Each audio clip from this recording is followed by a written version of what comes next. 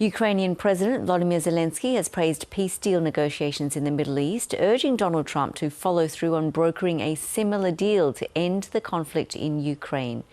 The two leaders are set to meet in Washington later this week, with Ukraine's air defence capabilities top of the agenda as Moscow identifies its attacks in the region. For more on this, I'm joined by global affairs analyst Michael Bociurkiw, who is in Kyiv. Now, Michael, Kyiv has been watching closely what happens in the Middle East as Donald Trump last night alluded to his next goal of helping to end the war in Ukraine. What did you pick up from that speech?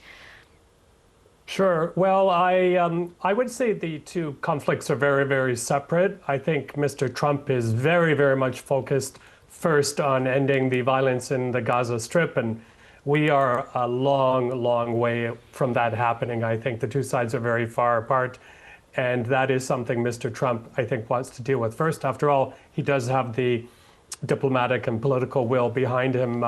It's becoming clearer and clearer, whether it's the conflict in Gaza or the conflict here in Ukraine, that Mr. Trump has developed this unconventional form of diplomacy that defies the law of gravity of domestic politics in the United States. So that gives him a lot of leeway. Mr. Biden did not have that. And then Mr. Trump doesn't care if he has to speak to non-state combatants like Hamas, so be it. Let's get the job done. So that's it's a kind of attitude that can get things done. And Ivana, I got to admit, I'm probably not the only one today eating humble pie saying there's no way Mr. Trump is going to have much success on the foreign affairs file. So let's see what happens with Ukraine. But it's good that the two leaders, Zelenskyy and Trump, are going to be meeting. Well, on Air Force One on his way to the Middle East, Donald Trump told journalists he was going to send Ukraine Tomahawks, long-range missiles, if Russia doesn't end the invasion. Vladimir Putin really would not like this, and he would consider it a major escalation. Yes, indeed. I mean, these are very, very advanced weapons. They're capable of striking as far into Russia as Moscow, including a lot of very strategic bases.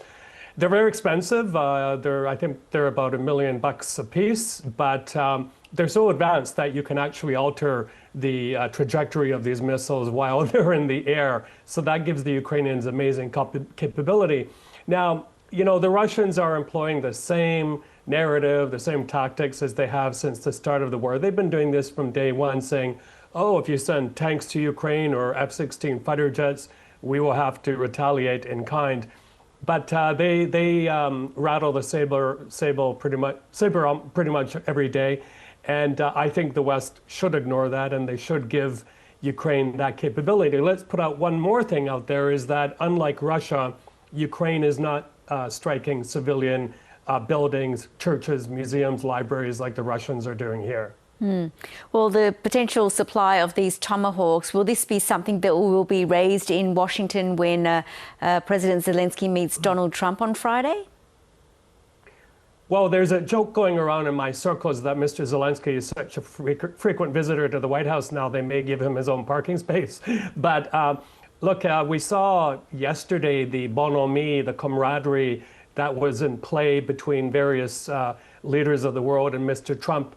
And it's this personal connection that really seems to get things done. In fact, Mr. Zelenskyy did say, this isn't something that is discussed over the phone. We have to do it in person. So I think he's caught on to the secret sauce of Keir Starmer of the UK and my Prime Minister, Mark Carney in Canada. It's that real time together that will give impetus to what you want done. Well, President Zelenskyy has called for tighter secondary sanctions on buyers of Russian oil. How significant would such action need to be for Moscow to be impacted severely? Well, as we found out with the Gaza crisis and Mr. Trump solving it, it's all about timing.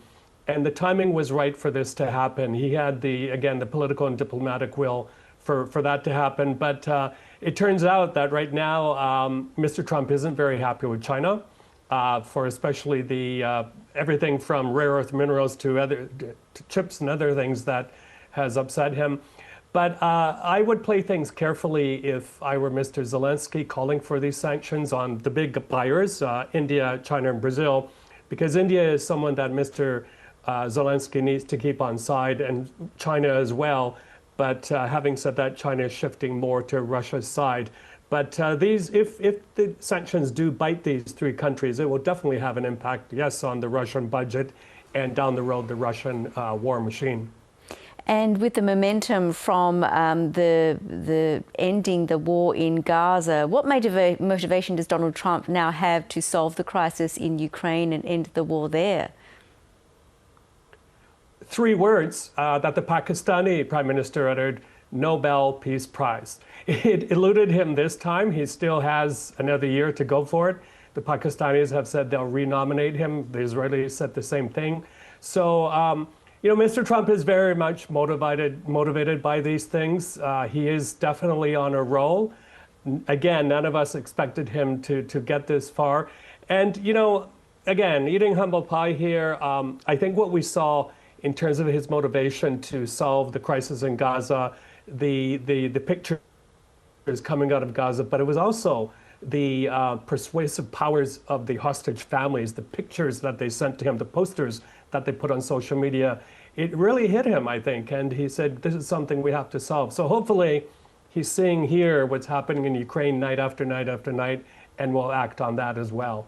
Well, of course, the fighting continues in Ukraine with Russia attacking Ukraine's energy infrastructure. How badly has that been hit?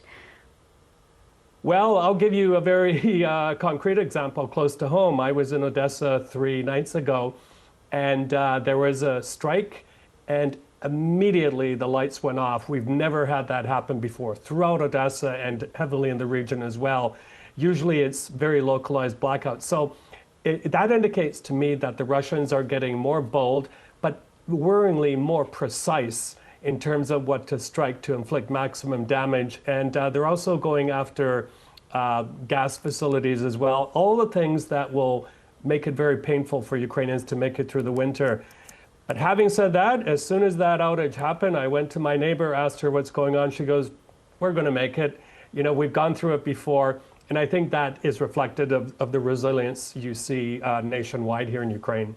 Well, Michael, a Ukrainian counteroffensive has made gains in southern Zaporizhia region, as well as, I believe, in the Donetsk region. Yes, Ukrainians are doing quite good there, but the Russians have closed in on the so-called fortress belt, Konstantinovka. They're not far from other very military strategic points. So if the Russians are able to seize more of those strategic high grounds, that will make it very difficult for the Ukrainians to protect the rest of the Donbass. And I've just found out just before we came on air, according to a state broadcaster here in Ukraine, that the Russians have struck a UN humanitarian convoy in Kherson, 4 trucks. Luckily, no deaths or injuries, but it goes to show you just the blatant disregard they have towards human life, towards humanitarian convoys. Every line imaginable has been crossed by the Russians in this war. So they are a very, very difficult foe, and if you put it in those types of terms.